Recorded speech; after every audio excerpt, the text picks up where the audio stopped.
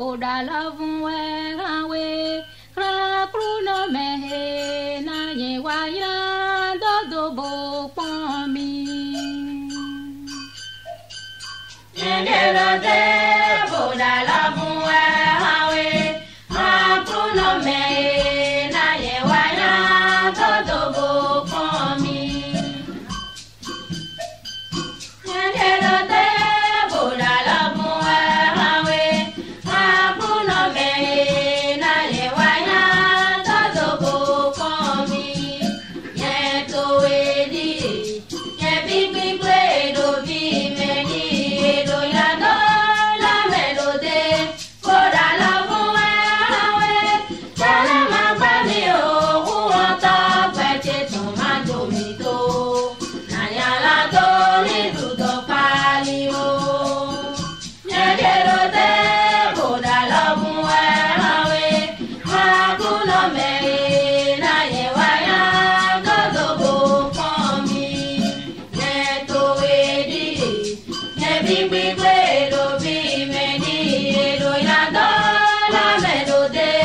boda lavwe hawe jala ma gba mi o won ta gbeje to ma do mi do na ya la to ni du do pali o bono hemi Mamono aitwe me Jesu dojo mi dona zoma pote nidu joti wa Jesu na lemlanu ao baba kadiye abo madike na takono ni chawa o mako je hewede na dola la bitowe pali ne choye lo wi do tosi papa je ye do didi we lo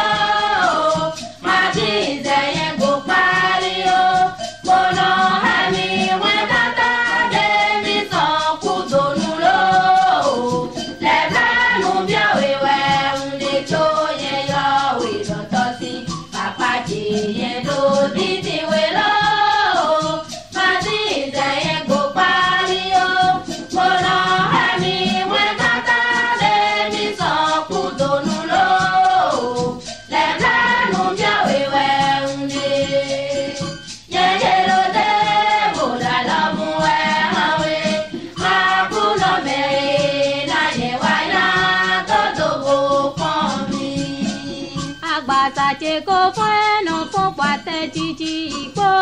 kono jayando habya mi di bai gono do zodawe mi mama yi gono do zodawe bo ute mole do yo chenu akulu no wene mi solo ye tome a obile do yo chenu po jale wene mi samali ya to dagbe we mi ketagbe una mi oboke kene ani matimbo ipali yo jale balaga daje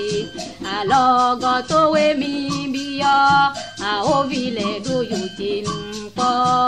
jale wene mi samali ya to dagbe we mi ketagbe una mi oboke kene ani matimbo ipali yo jale balaga daje uye duko kede mewe na monde nyana so Oye loko nukule masinga magbadi dwetu Oye loko ode na nyana doche kulu so Oye loko mlega to yewe na magbadi dwetu Oye loko onu wiwa chele ko humeke ko Oye loko